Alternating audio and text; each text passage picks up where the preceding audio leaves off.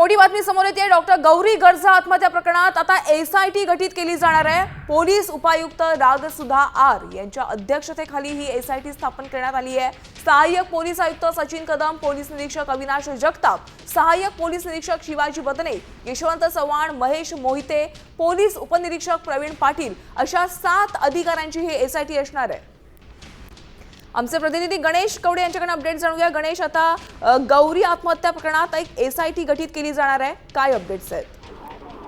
नक्कीच पंकजा मुंडे यांचे पीए असणारे अनंत गर्जे यांची पत्नी गौरी गर्जे यांनी खरं तर ही आत्महत्या करण्यात आली होती आणि या आत्महत्येसाठी एसआयटीच्या माध्यमातून खरं तर याची चौकशी करण्यात यावी ही प्रामुख्याने मागणी होत होती आणि त्यासाठीच आता सरकारच्या वतीने पोलीस उपायुक्त रागसुधा आर यांच्या अध्यक्षतेखाली 7 जणांची ही एसआयटी स्थापन करण्यात आलेली आहे। कारण की गौरीला त्रास दिला अशा पद्धतीचे आरोप देखील आहे ते गौरीच्या कुटुंबियांकडून आहे ते केलेले पाहायला मिळत होतात। कारण की अनंत गर्जे यांचे दुसरे संबंध होते, त्यामुळे याचे काही पुरावे मिळाले, त्यामुळे गौरीचे छळ झाला असा देखील एक आरोप होताना पाहायला मिळत होता आणि याच पार्श्वभूमीवर खरं तर ही एसआयटी आहे ती स्थापन धन्यवाद गणेश, सविस्तर माहितीसाठी। आपण पाहतोय आता या संपूर्ण प्रकरणाची चौकशीसाठी एसआयटी गठीत केलेली आहे।